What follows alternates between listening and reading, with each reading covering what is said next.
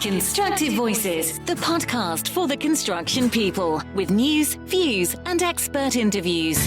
Coming up on this episode of Constructive Voices, we'll find out about Inside Connections, an organisation that helps ex-offenders build better lives with post-prison jobs in construction.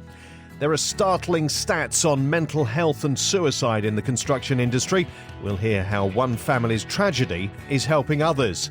And Pete the Builder and I will be talking about the wonder and woes of new builds. Constructive Voices, brought to you by Lewis Access, British-made scaffold towers and access products. Hi, I'm Steve Randall. Thanks for listening, sharing, commenting and rating the podcast. We really appreciate that. We've got some great guests again for you this time and some fascinating stories already lined up for future episodes. And don't forget, you can always find out more at constructive-voices.com. And feel free to get in touch if you have feedback, good or bad, we can take it. Or if you have a story for us, we're always interested in insights, innovations and initiatives within the industry. Now, when you hear that someone's done time in prison, it may well conjure up some pretty strong bias. But for John Burton, ex-offenders offer construction firms some of the best workers, especially those who have prior experience in the trades. John's keen to offer second chances to those prepared to work hard, stay out of trouble and build themselves a better future. He's been speaking to Henry McDonald about his organisation, Inside Connections. Inside Connections was started just over 2 years ago now. I was an ex-offender in prison and I wanted to change my life and help change a lot of other people's lives with it. I designed an app on paper while I was in prison. And once it was all ready, when people started seeing it, a lot of people were asking for help with work, help with accommodation, help with training. So the origins of Inside Connections actually came from when the app was just firstly sort of developed. And I realised that a lot of people needed more help than what I seen the people needed help in prison. For me, it was about seeing people going out of prison and coming back in the same night. Not getting the opportunities of somewhere to live, not getting the opportunities of, the help they need. You get £47 and a rail warrant, and that's all you can sort of keep until you're out and into a house. Now, you go to a house when you get out, you haven't got no furniture. So it's about giving the people the help they need, and that's where the origins of Inside Connections begin. And why did you concentrate a lot and make the decision to work with the construction industry? Well, what my bit is I don't believe in minimum wage jobs for people coming out of prison. One, at the end of every week, do they have to top that money up by £50 or £100? What do they have to do to top that money up? Does it lead you back into a world of criminality? Or do you go and do something stupid that's going to put you straight back in jail anyway? So construction was my main bid when I first come out, and I always knew there was always going to be jobs in construction, and a lot of companies would take on medium to low risk offenders. So that's why I sort of studied on the construction side of it. And then from there, with the construction, we've gone into fibre optic and data, renewable energy, home energy management systems, and actually electric vehicle charging and all eco. So it is all to do with the construction, but it's something now that's never going to go away. In this country and alone in the world, all we're going to be doing is keep building and keep building and keep building. And while all that's going on, it's all going to be renewable energy, green energy. So for me, they're the 4 or 5 different points of where I want to go, because all the people I work with in the companies believe in living wage and above. And for me, that just tells the story of what we need, When you approached various players in the construction industry initially, how did they react? Were they and are they amenable to the concept? Do you know what, Henry? You'll always get people who will be sort of step back from sort of doing anything with offenders because, people think, well, he's been in jail or she's been in jail. Or what have they been in for? They don't look into the back part of it. They just see prison and think, no go, no go, no go. But what we've got to understand is in this world now, not everyone's bad in prison. People who haven't had a chance to do anything outside are easily going to prison because they can't get jobs. People think they can't get jobs because they've got a criminal background. Now, I have approached a couple of smaller companies who did turn the nose up at us a little bit. But then I went to a lady called Jane Greaves from Wilmot Dixon. I didn't ever think walking into their offices what I'd come out with. Jane Greaves listened to me and she believed in me. And it was Wilmot Dixon and Jane Greaves that actually gave me my first chance to do something and prove to them and everybody else that it can be done, and it can be done in a big way that people get jobs out of it straight away. And what we did is we done a pilot on the Liverpool waterfront with Wilmot Dixon. And on that site for the first cohort, we had 10 people who were still serving prisoners with over 12 months left to serve. And we had 3 people from the community who were going down the wrong route. We'd spoke to all the supply chain with Wilmot Dixon, and we'd explain that if there's any other courses like Hilti tools, abrasive wheels, asbestos awareness, if there's anything specific you want added on the courses, then we'll add them on. So everyone was great. They all added the 2P in. We designed a 2-week introduction to construction, which would give them all the qualifications plus a CSCS card at the end. Following on from that, on the Monday, they all done 2 weeks work experience with all different supply chains on site. The end of the 2 weeks work experience, Wilmot Dixon, and remember, they provided dinner every day for 13 lads, and they put a massive big spread on for them on the last day of getting all the certificates. And Henry, one person didn't turn up that day because they had the flu and stayed in prison. Everyone else on that course got full-time work, and that full-time work goes from steel fixers, electricians, floating floors, polished floors, concrete floors. You know, they were getting really, really good jobs. And I see 3 or 4 people who have been on that site since that day has started, and 3 of them are supervisors with the same companies now. So in that respect, it was Wilmot Dixon that gave me a chance. We proved it worked, and we let it out to the world. And from then, we've got a lot of companies coming on board now. When was that relationship established? What more are you doing with Wilmot Dixon? How big of a player are they in the industry?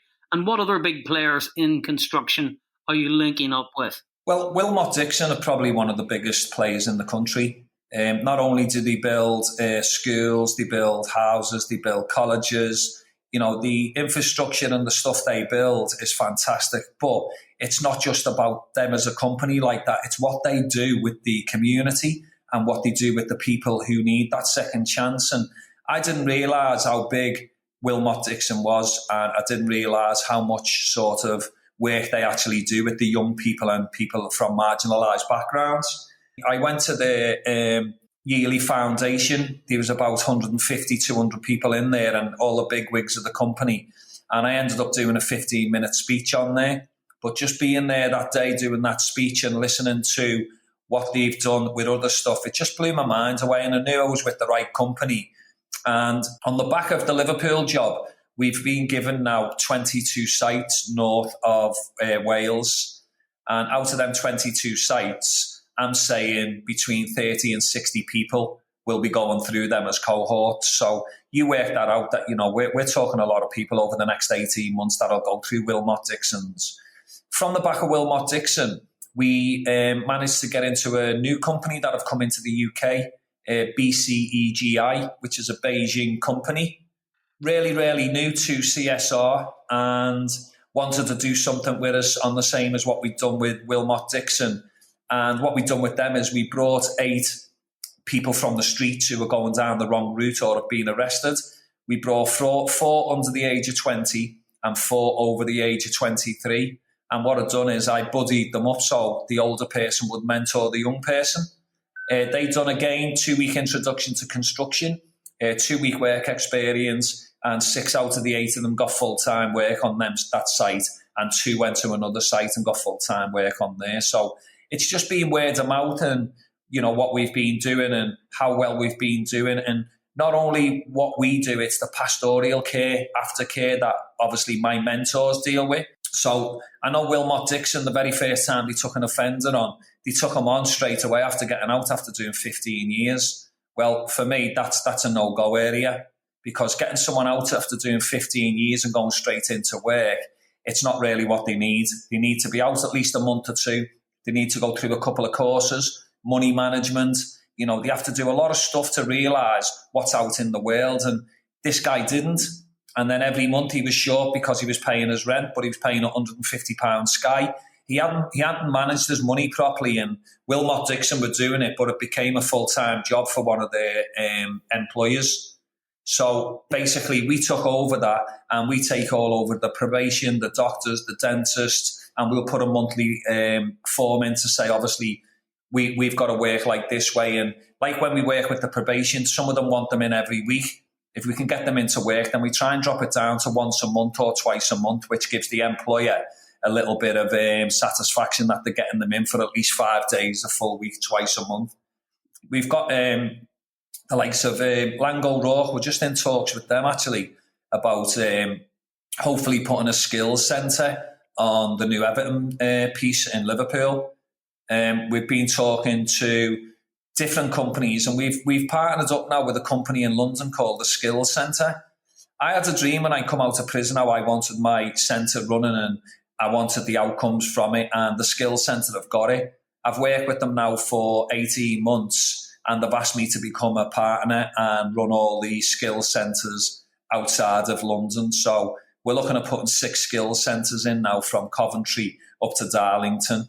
So you probably look at like Birmingham, Liverpool, Manchester, Leeds, Yorkshire, and Darlington, sort of Newcastle ways. So for me, it's watching it grow, and the more places we put out, the more people we get into work. And I think the more people that see what Inside Connections has actually done for people, and we've changed hundreds and hundreds of lives now. And for me, that gives me self-satisfaction, because I've been in a world of money. I've been in a world of criminality. I've been in a world of drugs, cigarettes, you name it. And you know where I've been, Henry. And money to me, I don't care about it no more. Where years ago I was a real greedy person and I wanted to make this, do this and that. And you know what? I don't care about money no more. I care about my people who are coming out of prison and who are not getting the help they need and going back in. And to me, prison's a big business. It's a massive business. And if they spent the money by helping people coming out a little bit better, then they wouldn't have this thing about people going back in. But I think, why are they building another 6 jails with 12,000 spaces? Because it's a big money. But it needs investing in what we're doing. And for me, it's all about construction, renewable energy, because that's the future, and it's always going to be the future. So there are plenty of cases, therefore, where a guy's let out during the week maybe to work on a site. You talked about 20 sites along with one company. And in some instances, they're maybe going back into jail again. They're kind of in a halfway house situation. Is that the case with some of the workforce? Yeah, so the lads who I had out, I had say 10 coming out of Thorncross, say for instance. They used to get out at 6 o'clock in the morning and they'd go back at 8 o'clock of a night. And I'll be honest with you, Henry, probably Rottle prisoners are the best people you can actually get to work with, because you've got the people outside who are smoking weed and taking drugs weekends, which when you've got CSCS cards or ECS cards and stuff like that, you get caught on a site on a drug test and you've got any drugs in your system, you're getting banned, and you're getting banned for 5 years. Do you know what I mean? So Rottle prisoners, they're all free from drugs because they get weekly drug tests. They're in open conditions and are allowed to get out and start earning money. They want to start getting out and earning money because 9 times out of 10, it's them being the main breadwinner, and they've left their wife and children at home while they're stuck in. They know, everybody, I think, in the country now, in the prisons and stuff, know about Inside Connections. I think in 2 years, Henry, I think we'll probably be the biggest in the prisons and through the gate for doing what we're doing, because we're doing it in ways that basically are given the opportunities with the wages to get someone to go and live and be happy. In terms of the ex-offenders, vulnerable people in the community, and indeed people who are halfway between ending their sentence and on that kind of, from 8 a.m. to 6 p.m, how many are working in construction? I mean, a rough estimate, how many would you guess there are now? Thousands, because what you got to remember is people are seeing how good people are coming out and doing the work. And like I said before about employers, it's always about he's in prison or he's always about this. Now, here's a little story what happened with Wilmot Dixon. Because Wilmot Dixon don't employ anybody below manager level, we had a container classroom put on site next to all the officers. Now, I got called into the office, and one of the first things was, John, we've got 10 prisoners on site from Monday. You know, we are all a little bit like scared. And I said, well, you don't have to be scared, because they're all just the same as me. And he went, but that's the problem. They're not just the same as you. I went, well, that's the problem. They are just the same as me. I said, because I'm an ex-offender. Your company has given me a chance. I've gone into the prisons. I've risk assessed. I've made sure everybody can work with each other. I've made sure all the postcode areas they can work in where we're going. I said, you've got to trust me on my pickings, because one, I can spot someone who wants to get out, change his life, produce a prayer, and work for his family to help them. And I can spot a dickhead who wants to get out and do nothing. I said, so let's take this up on Friday. And if there's any problems, I said, we'll iron this out on Friday. I went in on Friday, and the guy in question put his hands up and said, John, I apologise. I went, what are you apologising for? He said, they've been unbelievable. They've been exemplary on site. They've followed all the rules. They've had their induction. He said, I've never been work with nice-mannered lads in all my life. And he went, me seeing 10 prisoners coming on, he went, I'd take 20 more like that tomorrow. Well, in terms of skills and interests, can you give us a broad outline of the kind of aspects of the trade that your clients are using or want to learn more about? You know, what things are they doing on the sites? So, like, when I go into the site, into the prisons, one of the first things I look for is people who have been involved in construction before. Because to me, they've got knowledge, they've got skills. And I'll be honest with you, Henry, you'd be surprised how many people have actually got proper qualifications who are in prison. And for some known reason, they'll have a fight in a pub, or someone will hit them, they'll hit them back, and they'll get arrested. So the people that we put on there at the time, 10 of them had been involved in construction. A couple of them were electrical engineers. So when we got them on site and everybody's seeing who they were and what they were working on, then, you know, basically they took on now. Amir, he's one of our good lads, Amir. He's been working on site for two years now. He's now a supervisor. So it's stuff like that he's come out of prison. And don't forget, when we were on lockdown, they stopped everyone coming out and going to work. But the day that guy got out of prison, that company took him back on and gave him a supervisor's roles as an electrical engineer, which for me, that just ticks all the boxes for me, because it's ideal, it's perfect, and it's really, really good, and it's a good success story, you know. And what about the lads that are unskilled? Is there an opportunity for them to learn the skills of the building trade? Yeah, well, what we do is, obviously, anyone who's got no qualifications and stuff like that can always go on as a labourer after the 2-week introduction to construction, because that gives them the qualifications and the card to get on site. So they'll probably start as a labourer, but I'll guarantee you within 6 months they've started learning how to drive dumpers, diggers, rollers. And the likes of Wilmot Dixon, they want to progress them into higher paid jobs, which is really, really good. And let's look at the prisons themselves. I mean, the governors and authorities that you interact with, are they encouraging this? Because obviously they don't want to see these prisoners back in jail again. They want to reduce reoffending rates. Yeah, I'll be quite honest with you. The governors and the staff and everybody in the prisons are really, really up for inside connections and work. And like one of the prisons now, one of the Cat D prisons, well, 2 of them actually, they've actually asked us to come in and start working inside the prisons. So one of the prisons has asked us, would we be interested in having a shed where we could train construction, fibre optic and data, plant, digger, roller, dumper. And they've asked us to go in and start doing that sometime this year. And another one's asked us to go in and start training CSCS and industrial cleaning as well. So, yeah, the governors are really, really liking it. Because when you're a governor, there's a possibility you'll see that face 5 times in a matter of 5 or 10 years. And like the governors say to me, Johnny said, you know, some of them are really, really good, Henry. And like some of them say, you know, John, it's like, you know, look at him over there. He's been in 7 times. You know, it's just people like him who need that second chance. He went, so they're the people I want to put forward and see if we can help them and progress them on in life. And, you know, for a lot of governors, it's self-satisfaction for them as well, because they're not seeing the people coming back, and that means their jail is actually doing well as a resettlement jail, and obviously keeping the statistics high of people sort of coming back in and coming back out. So on a note of that, I think when you see a governor and you know you've worked with, and like now the lads, I still see the governors now, and they always ask about the lads who are out in work, And I always tell them what's happening, and they're all really, really happy about it because they don't want people going in and out left, right and centre.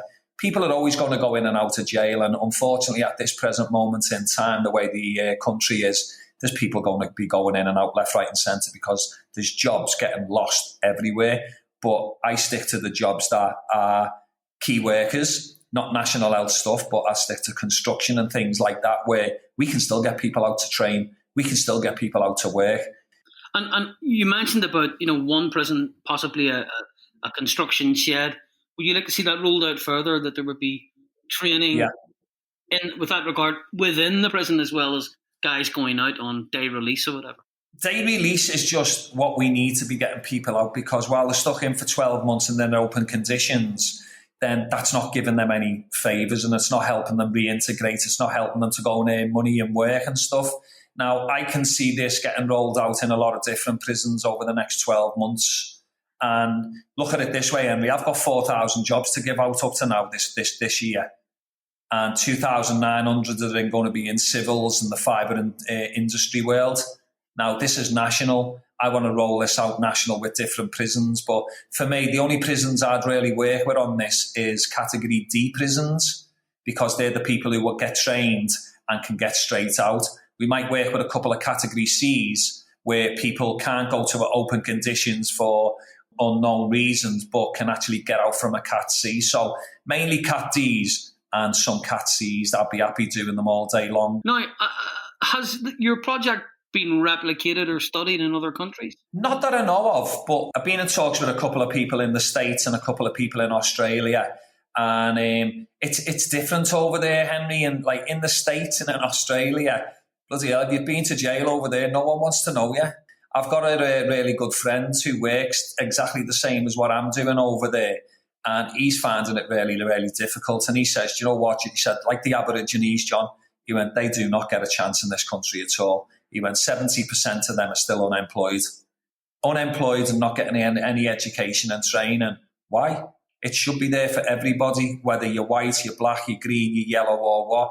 We're all living in a society now where we are a multicultural industry and we are a multicultural country. We've got to give back to people that deserve what we deserve, because why, if someone's got colour in the skin, should they be treated different than me or anybody else? I disagree with it. And when I read about some of the stuff the Aborigines, get took away from and stuff like that, I don't find it right. But it happens in this country as well. And it happens in this country where, because someone's got black skin, you think automatically, they're into criminality or whatever. No, you're wrong. Start learning off people like me and start learning off people who have been like me, who have grown up getting called racist names. I've been through that. It's not nice. And where I come from in Liverpool, a lot of our places haven't got many BAME in them. And for me, it needs more. And I'm pushing for more, because I don't care what your colour your skin is. You're a normal person and you deserve a second chance. And I'm all for that, to be honest, Henry. This podcast addresses its main audience, the people in the construction industry. And what kind of penultimate question really for you is, what do you want to say to those in the business who've yet to either hear about Inside Connections or have yet to sign up about what your clientele can do, what you can do for the building industry? Well, first of all, what they've got to get past is someone being a prisoner. Now, the first question I get asked, Henry, by any employer is, do you work with sex offenders? I can't work with sex offenders because I find two prisoners, you've got your normal type of prisoner who'll be in and out all the time, blah, blah, blah, but then you've got your people who've got illnesses. Now, for me, I think anybody to do with kids, children, sex offences, stuff like that, it's a different sort of mindset than a normal prisoner going in and out. And I don't have the expertise to deal with all that. I deal with medium to low risk prisoners. Not many people have had an arm around the shoulder and been pointed in the right direction. Now we've got a lot of companies on board. I've got tons and tons of statements, of feedback forms, of testimonials, and these are all off big companies who wouldn't even sort of dream of taking prisoners on before we've approached them, sat down with them, showed with what we've done. And we do it right. I run my courses like a boot camp. Because if I've put a 2 or 3 week course on, I don't want you turning up to my course 4 times late in 3 weeks, because if you have, you won't be going for an interview with any of my clients. You know, you need to be here on time. You need to leave on time. You don't use your phone while you're in training. Your phone goes in a locker. You've got to get them in a bit of a regimented way to say, right, listen, you want to change your life. You can't do it the way you're doing it this way. You've got to do it this way, and you've got to learn off us. We'll teach you the best way for you to get into work. The 5 key elements I work on is timekeeping. Your timekeeping is essential when you're going to work for companies. Attendance, always got to be right up on attendance, because if you're off work, you're leaving your partner or your workmates with more work to do that day. Respect the health and safety on site. That's what your courses and your training's for. You know all the health and safety hazards. You respect them. You respect the people who you're working with. If your boss tells you to do something, you don't confront him over it. He's not telling you in a bad way. He's telling you in a way to get the job done. You don't go saying, I'll do this and I'll do that. Again, that's what the courses is for. And then the 5th element is you keep your head down and work hard. You've got a good job where you progress in that job. And that's what I always say to the people coming into work for the employers. And I say to the employers as well, we've got to make sure attendance and timekeeping's bang on. Health and safety is bang on. But what you've got to remember as well is you've got to respect the people you're working with as well. So I said, treat them with respect, speak to them, help them, learn them, build them up, and let them become a good member of your site. And like I say, I have a relationship with all the directors, the managers and stuff like that. And while I sit with all the supply chain, that's exactly what I tell them. And I'll say to them, you give any of these boys one chance, I'll guarantee you they'll prove to you just how good and hard working these people really are. How can they contact you, John? Well, if they go on our website, which is www.insideconnections.co.uk, you can go on with a referral form. But if anybody would like to email me, which is John, John, at insideconnections-cic.co.uk, I'll reply to them all. And I'll be quite honest with you, we've got a free phone number, but I'm quite happy to give my mobile number out, which would be 07714 331173. That's John Burton from Inside Connections talking to Henry McDonald. Constructive Voices, the podcast for the construction people. Still to come, we'll find out how Mates in Mind can help you address the mental health issues in the industry, something Pete the Builder and I touched on last time. And Peter Finn, our man on the ground, is here now. Pete, how's things? Steve, how are you? Great to talk to you again. Yeah, very well, thank you. And we really mean it. After our previous conversations about mental health, I think I feel we should just, dig down into that question a little bit. Are you really, really feeling good? Well, thank you for asking, Steve. Thank you for asking. I'm feeling pretty good. I'm a busy man at the moment, as everybody is in construction. But my head's in the right place. I'm ready to do this. Well, there's a lot of positivity around at the moment. Things seem to be moving in the right direction. And certainly when we talk about the construction industry, and specifically if we look at the housing market, wow, it seems to be wherever you are in the world, things are booming right now. Absolutely. We've come through a very unique situation in terms of the COVID pandemic. And what people obviously had no choice to do was to stay at home for a lot longer. So therefore, people are assessing everything around them. So they're looking at their own house and they're saying, I want to improve this. But they're also thinking just maybe we should now do what we've always dreamed of doing, which is building a new house. So they're thinking about buying a plot and building the home of their dreams, because I think people have had that realization that, life is short enough. Why not do it now? Yeah, and also the pandemic is really crucial to this because it has changed people's priorities, whether they are working more from home or whether they're just spending more time at home. And perhaps, a house that seemed to work really well when it was kind of just a place to sleep and then they'd go off to work or they'd go out and be doing things. When they've been stuck in it 24/7, they realize that actually they could have something so much better if they were able to build their own.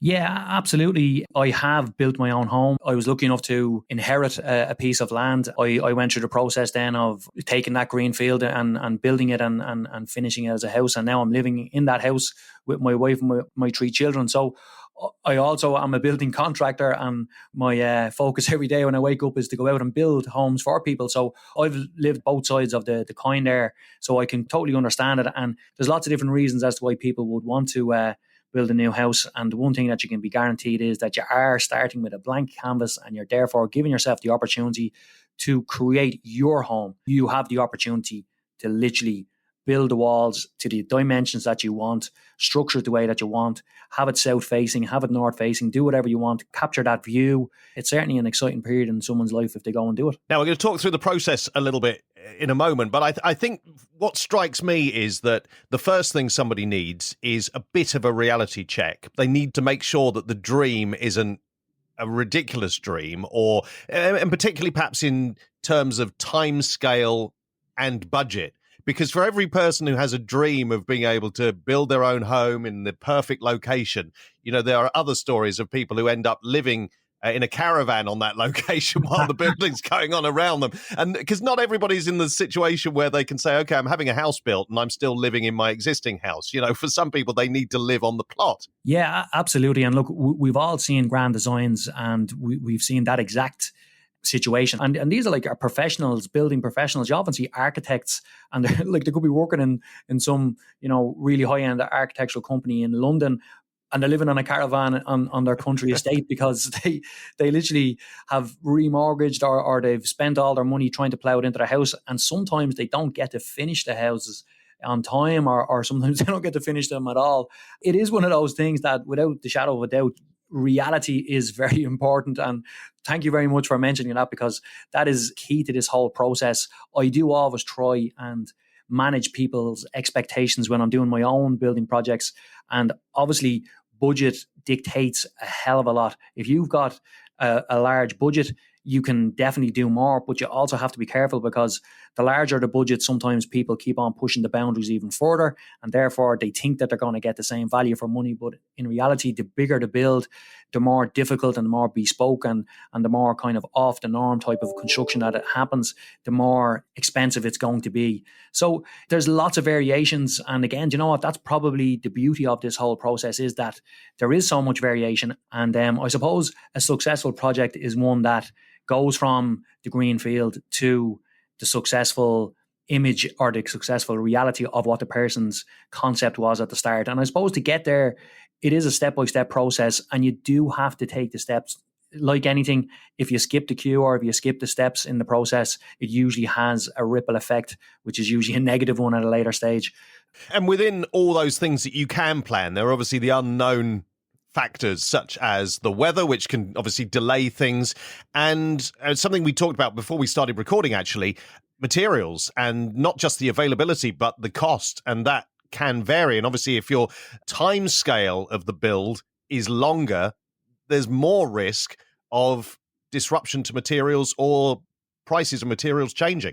Absolutely. Like at the moment, I'm going through that exact situation. Like I have personally priced jobs as a building contractor, and we all know that steel and timber prices have gone through the roof, but I now have to try and either renegotiate some sections of the contract with the architect and the building team, or I just have to swallow it and get on with it.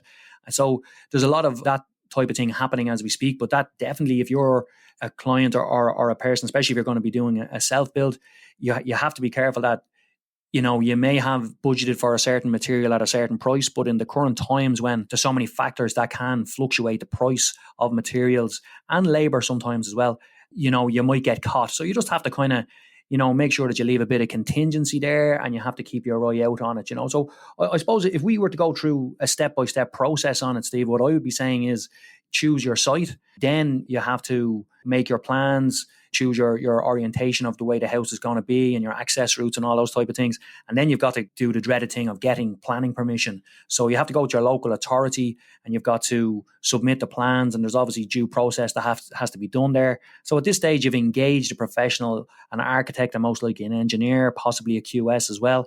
And, this is when your dream starts to becoming a reality, but at this stage it's only a reality on paper. So therefore it's how you kind of put the pieces of the jigsaw together on paper, and then you start discussing through the realities. Okay, the design that we thought we were going to be able to go for, we just simply cannot afford it. Or it could be a situation where the design that you may have wanted to do, the local authority just simply will not accept it. So there's lots of different variables in the situation already. But at least if you do your homework at this stage, you're entering into the process. And if you can go and get your planning permission and you've got your budget set in place, at that stage only should you really start engaging in getting a building contractor on board, or starting to self-build yourself, where you start, getting diggers in and digging out the foundations and start purchasing materials. At least if people have done the steps to get to that point, they've put themselves in a much stronger position, because we've all heard and we've all seen it again on the TV shows, and we've heard of anecdotal stories where the guy has gone in and he's put in his foundations, and then 2 years later you see the foundations are sitting there but there's no house. That's the worst case scenario. Contingency is important, and the unknowns really in a build are what we're talking about, a new build that is. Whereas if you're doing a renovation or a refurb of an existing building, there's some unknowns in the fabric of the building or maybe in the ground. Whereas once you've dug your foundations and you usually would have done test holes previously, you shouldn't come across too many other unknowns, other than, of course, what can happen quite a lot is the change of mind. So when the build starts happening and people start seeing the fabric of the building being built, they suddenly start going, oh, do you know what?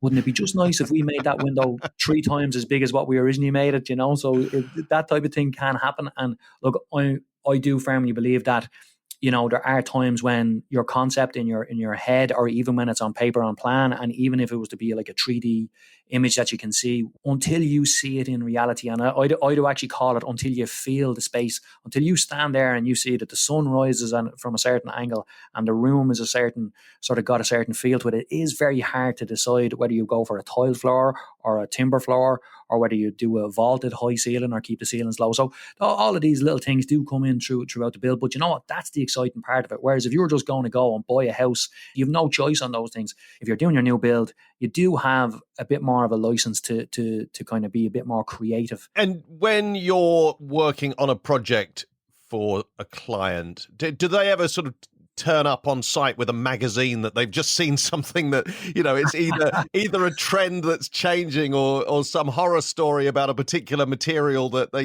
suddenly don't want used in their new home anymore? Yeah, absolutely. There's no doubt about that can happen. Again, I do dread when the new series of our TV shows Room to Improve, when that comes on, and when Grand Designs is on, and you're going, I know that the client has been watching that last night, and he's going to come in here tomorrow and he's going to want these big, open plan spaces and all that type of stuff. Yeah, so look, that definitely can happen. And then, whatever's in the news, it may be a material that has suddenly got a bad name for whatever reason. And unfortunately, in these situations, sometimes a little bit of knowledge is a bad thing, and people kind of do jump to conclusions the odd time, and they may turn up going, look, I don't want to use a certain product because I heard last night that X, Y, and Z about this product is not correct. And usually it's only half information. But most people are fairly civilized about these things, and you can have a proper conversation, and you can engage the other building professionals involved, and you can have a discussion through, and then you can usually guide them back into the way that they want. A lot of time, though, you do get partners involved in the build, and sometimes, most times there's a driving person in the partnership. So one person might be on site a lot more than the other, and then the other person turns up on site and goes, hold on for a minute, that's not what we discussed.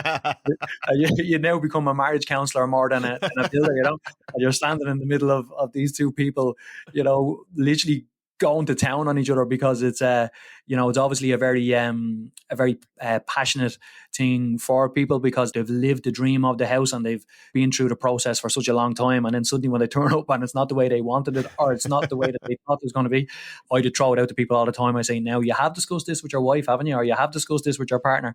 And I know by the look in their eye that they haven't, and I go, well, look, I'm leaving it with you, but I would advise you to do that. And when you're undertaking a project, do you ever get to a situation where they've asked for something that you kind of think, okay, this might work for them now, and they may truly believe this is their forever home, but this isn't going to play out well if they come to sell it in 5-10 years time? And how do you manage people's expectations on things like that? I do try and make suggestions is the best way to put it, because again, people can be very protective of their own designs. They don't like sometimes you suggesting to them that maybe they might not be as young and as fit as they are in a period of, another period of time, or they may have children, and some of the design features that they have put into their homes are completely unrealistic and completely impractical for, let's say, a family home. Like, I've got 3 beautiful young girls at home, but my house is their house at this point in time, because like as much as I try and manage it and as much as I try and keep them in certain rooms, their toys are everywhere. And like, there were certain things, design details that I implemented into my house when I was building it, and if I could turn back the clock, I'd probably change 1 or 2 of them at the moment. But then again, in 10 years' time, when they've all grown a bit bigger and, life has changed again, then maybe the house will change back to being more suitable to the way that it is. So absolutely, there's times when I'm sitting there in a meeting and, the architect may be suggesting this big high vaulted ceiling with glass going from floor to ceiling and all those type of things. And I'm sitting there going, that sounds great. And that will look beautiful in a picture. It will look beautiful in a magazine. But then cobwebs will grow and the window will get dirty. And how are you going to get all the way up there to clean it? Or another one is lights. They put these lights up in these really high, difficult places. Like, you'd want to be Tom Cruise to get up to these places, you know what I mean? Just to change a light bulb. So, you have to kind of make sure that people understand that what they create, they're going to have to maintain as well. And again, sometimes the wrong material. Some people drive really hard to go for a certain material, and you have to try and explain to them that sometimes the materials aren't compatible with other materials that they're using in the house, and then sometimes that the material that they're using will deteriorate rapidly. The fact of the matter is that, as I said earlier, it's a blank canvas, and that's a very positive thing in one way, but sometimes it can be a bit of a negative in that there's no limits, and people love pushing the limits. Like, I mean, the size of glass and the size of windows that we're fitting now in comparison to what we fitted 15, 20 years ago is colossal. Like, it's very rare that you see a new build without at least 2 or 3 very large glass features, big sliding doors. They may look very well, but completely impractical for maintenance and for everyday life. And just finally, on the process of the build, and I know every project is going to be different, but kind of on average, how much should people allow in terms of budget and time for the build to complete over what they would like it to be? If they say, this is going to be 6 months, is it going to be 9? I mean, how does that work? Yeah, well, look, costs in every region are different. But I would be saying, if we were to break it down in percentages, if you have in your mind, or if you've been given a program that, let's say, it's going to take 12 months, you should add on 20 to 30% on top of that.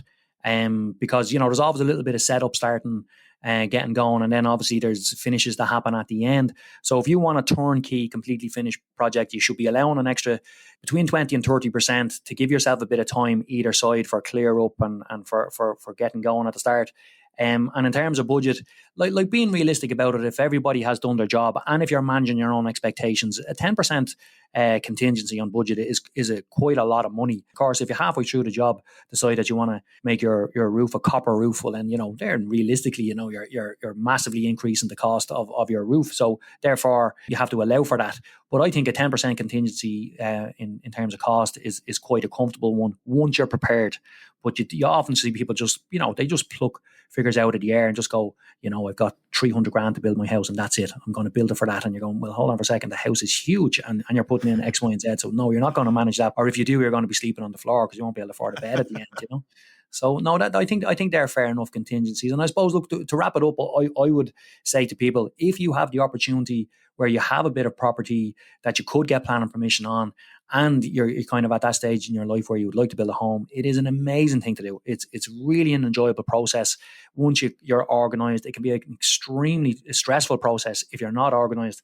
But like when else in your life will you get to do something that is completely yours for you or your family, and you can actually form it and dictate it to suit your family life? And if you put in the right thought and if you actually think about things properly, you can really create a very nice living environment for yourself going forward.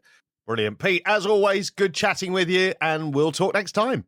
My man. Thank you, Steve. Talk soon. Constructive Voices, the podcast for the construction people. Mental health is something we've talked about a few times since we launched this podcast last month.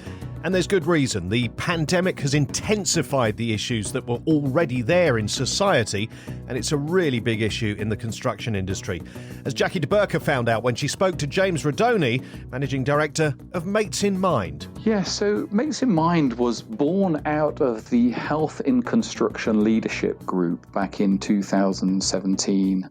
There was a real need to work at and address the stigma around mental health within the construction industry.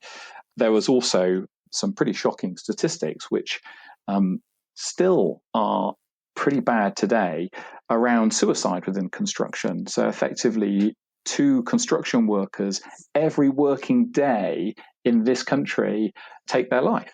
And I think sometimes organizations have not really been equipped to understand and properly address the mental well-being of their people. We're now looking at organisations joining Mates in Mind and being supported by us for a number of years. We start off doing a bit of an assessment. So what are they doing right now? What might they have in place? Do they have the right sort of welfare policies and procedures there, right through to are they complying with legislation? Are they doing stress risk assessments, etc.?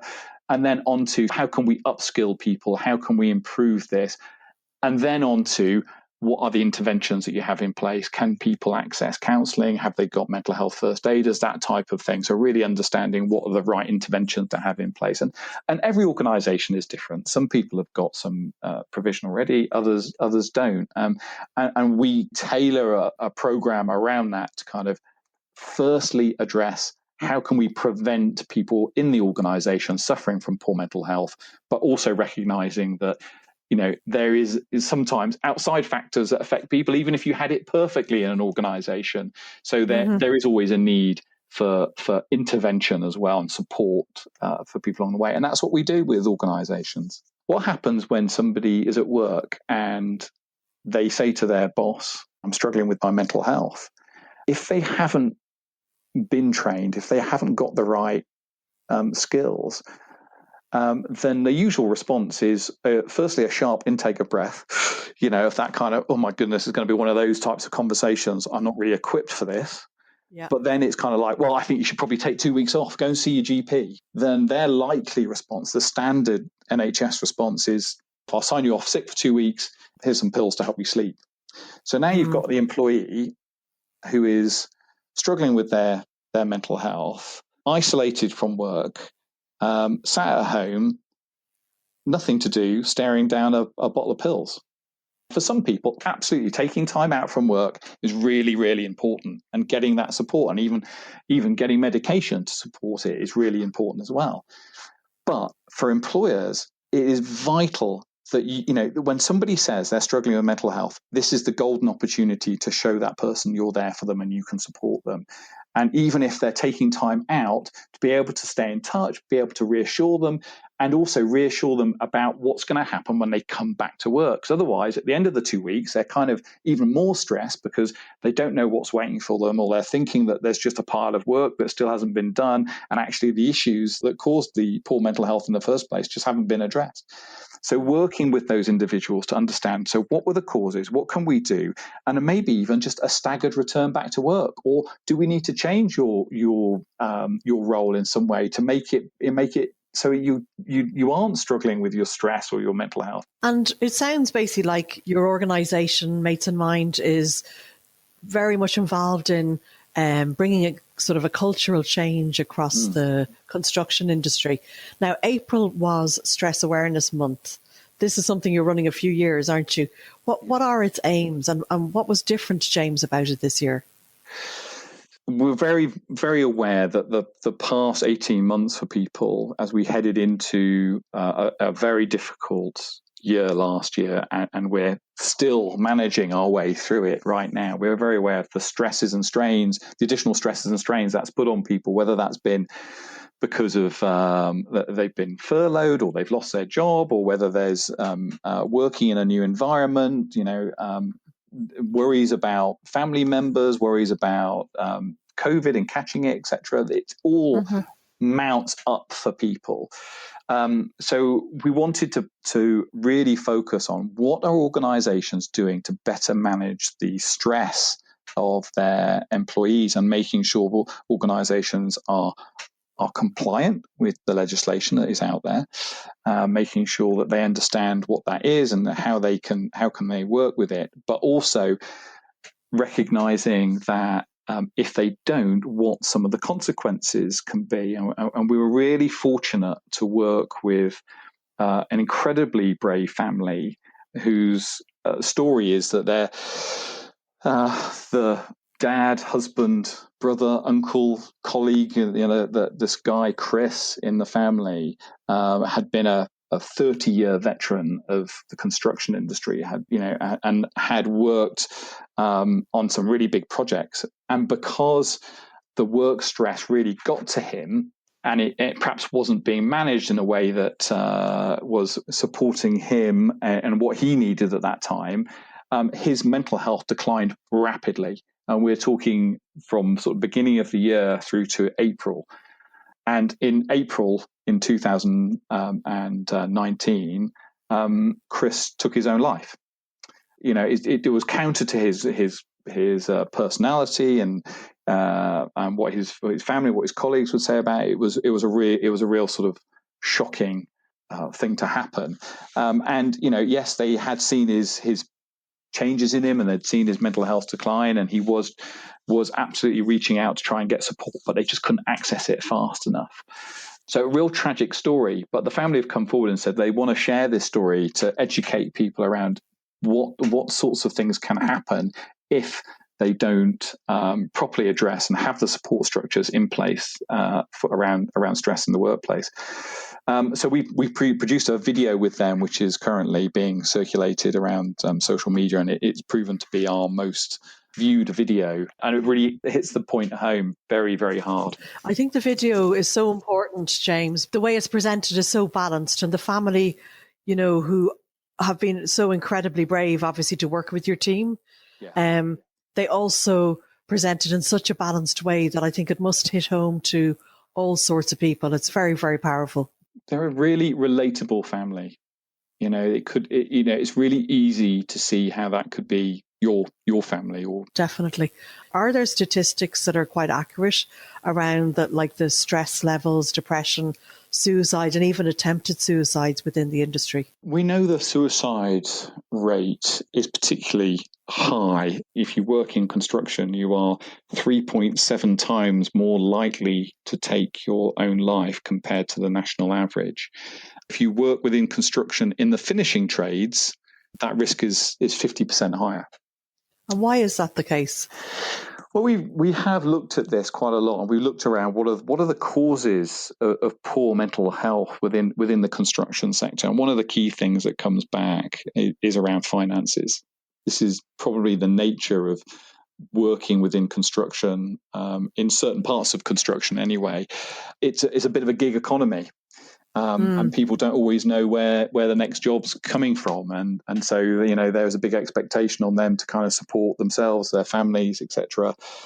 The nature of the work for many people in construction is that they are traveling away from home for long periods of time in order to get work. So it means that they are away from their friends and their family. They are living in isolation. They don't always necessarily know people on the site very well that they might be working on. So again, still in isolation.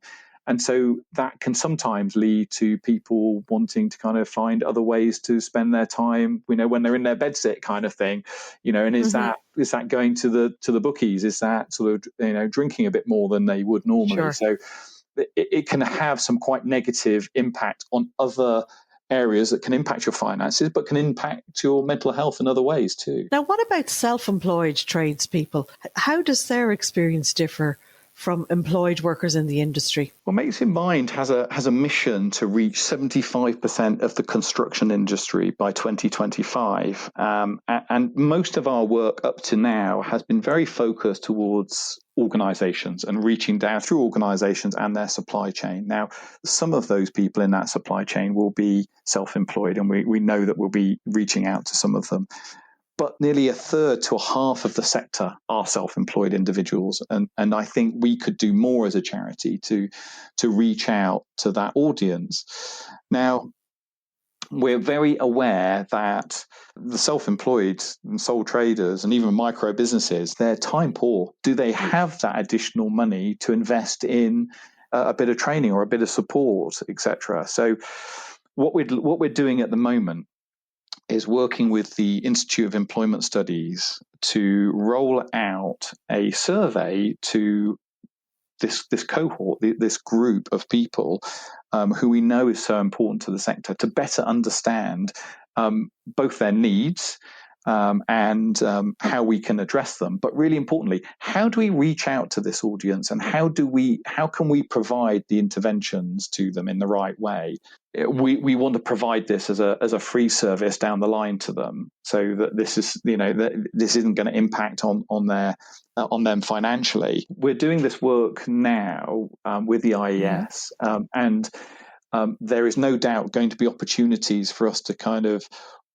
We're going to want to speak to people who are self-employed in the industry, and if people are self-employed or in micro businesses or sole traders, then we'd love to hear from you, because we'd love you to be a part of our working groups or to undertake some of the surveys that we're going to put out. Please come to our website and fill in the contact form.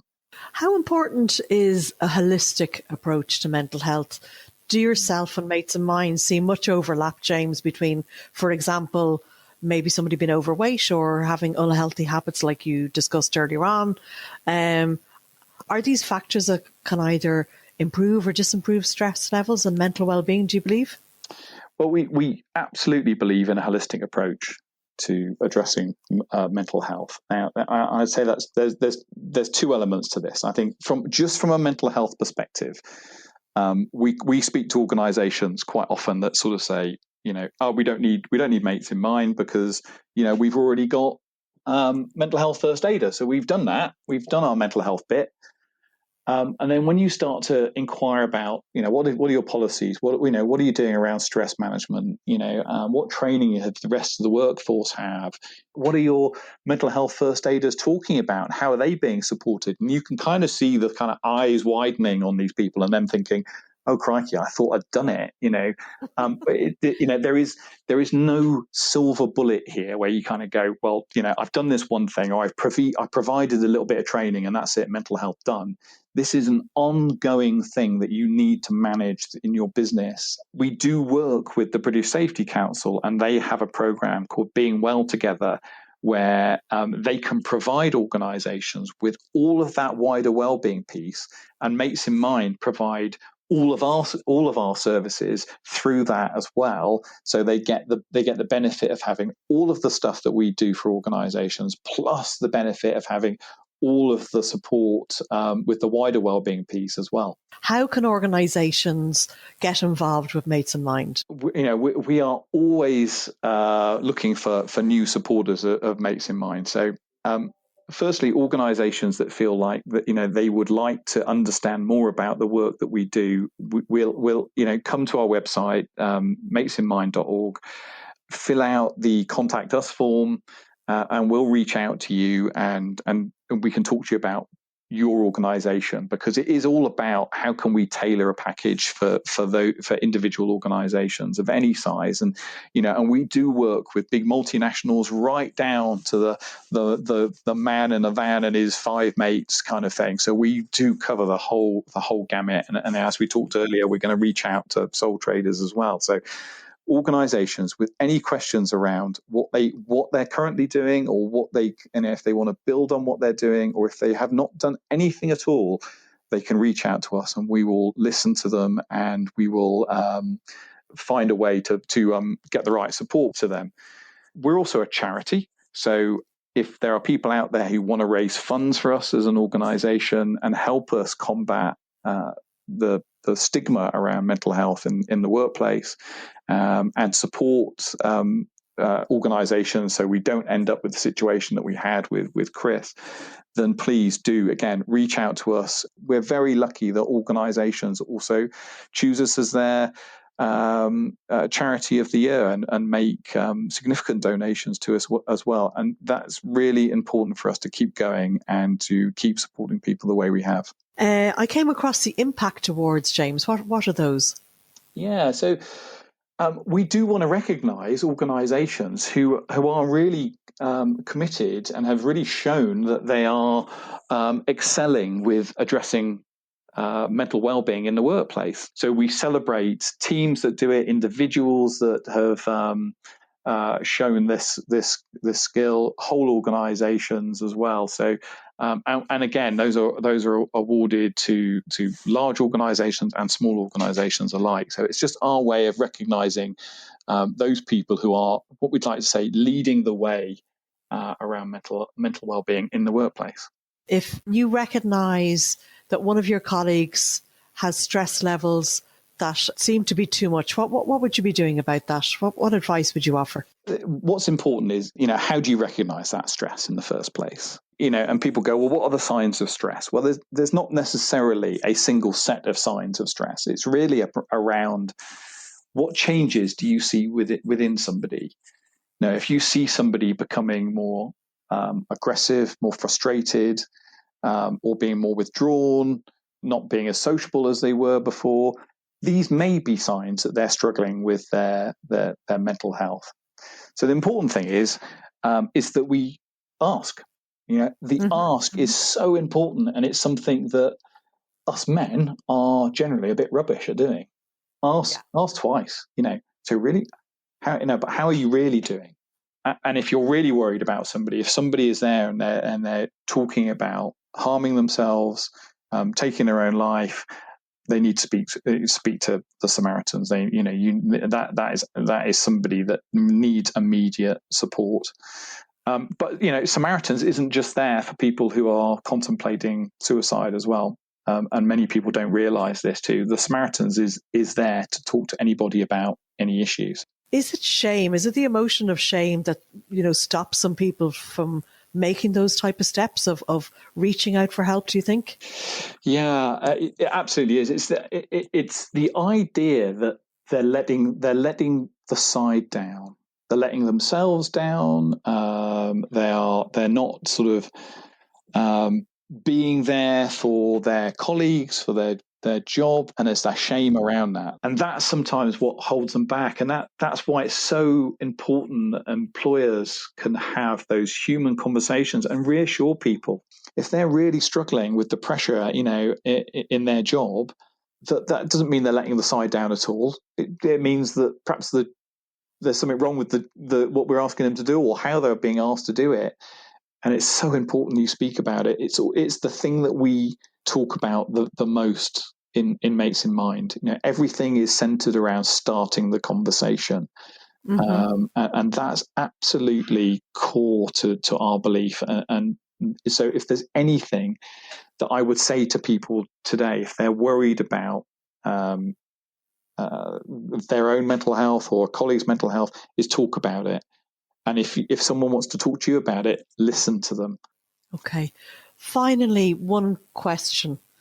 In your experience with Mates in Mind, for those people you've helped through the organisations that you work with, would you find that it could be true that after the darkest night comes the lightest morning?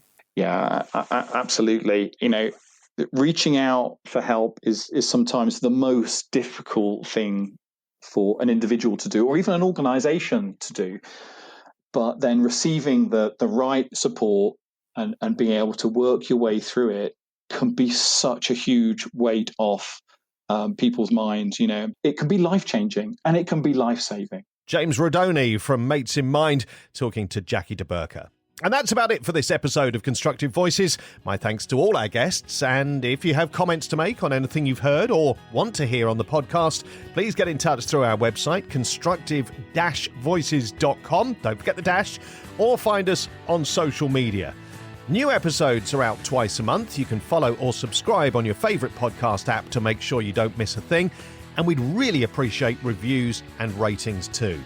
Until next time, Thanks for listening. You're really helping us build something. Constructive Voices, brought to you by Lewis Access, British-made scaffold towers and access products.